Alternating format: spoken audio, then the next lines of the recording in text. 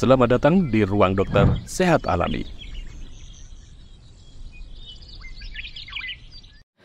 Bismillah, Assalamualaikum warahmatullahi wabarakatuh. Saya Dr. Irfan Adi Kusuma. Ini ada pertanyaan masuk. Dok, herbal apa yang efektif untuk meredakan batuk? Baik, sebelumnya saya akan jelaskan dulu sedikit terkait batuk. Jadi batuk adalah merupakan respon alami tubuh ketika ada suatu benda asing seperti iritasi, kotoran, bakteri atau zat yang lainnya masuk ke saluran nafas. Tubuh akan merespon dengan batuk dengan tujuan untuk mengeluarkan zat asing tersebut. Meskipun batuk ini seringkali tidak berbahaya, jika tidak segera ditangani biasanya akan mengganggu aktivitas sehari-hari ya, mengganggu pekerjaan, mengganggu kualitas tidur juga. Nah, langkah apa yang harus kita lakukan? Langkah awal apa yang bisa kita lakukan?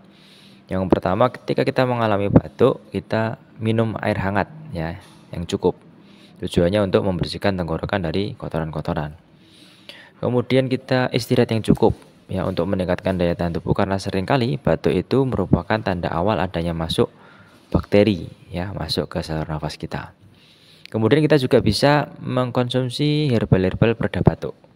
Herbal apa saja yang bisa digunakan?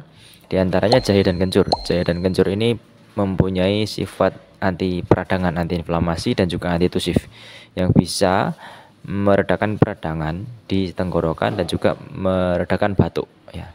Jika batuk itu mengganggu, diberikan jahe dan kencur ini, batuknya, frekuensi batuknya akan turun ya. Juga misalnya batuk itu disebabkan adanya peradangan di tenggorokan, peradangannya pun akan ditekan.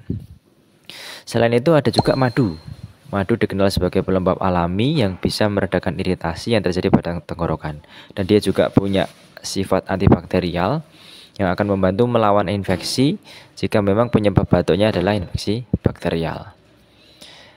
Namun juga perlu kita waspadai apabila batuk itu berlangsung lebih dari 2 minggu, kemudian disertai gejala-gejala seperti demam tinggi, nyeri dada, sesak nafas. Nah, jika ada seperti itu maka sebaiknya segera konsultasi ke dokter secara langsung untuk bisa mendapatkan penanganan yang lebih lanjut. Itu yang bisa saya jawab, semoga bisa bermanfaat. Wassalamualaikum warahmatullahi wabarakatuh. Salam sehat alami.